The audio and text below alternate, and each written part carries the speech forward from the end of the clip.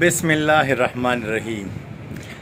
ګرانو ملګرو د استفاګانې داسې را روانې دي که نه، لکه هغه روژه کې چې خلک اخرنۍ روژه ماتي نه پس انتظار کوي او د وټساپ ساعت ته ساعته چې کوي چې پلانکي ځای کې میاشت ولیدې شوه او په پلانکي ځای کې میاشت ولیدې شوه، داسې په نمبر د استفاګانې را روانې دي.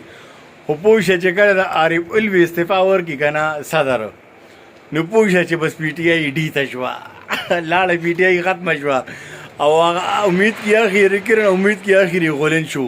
اوس پی ټي آی چې کوم نو پورټي آی شو، ماشوم یو جړل وی پورټي آی نو پلار په را باندې کړو ویو خلوي ته سب په مخه دا پورټي آی کې هغه وی ګدا دی چې پی ټي آی ماشوم ته غول راغلی دي ټول لوز غول ورغلی باتروم ته په مخه دي.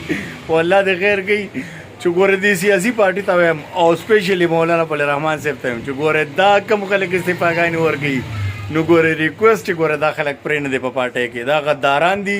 حقیقي ازادي پسې دا اخرنۍ مارچ راغی، حقیقي غدار.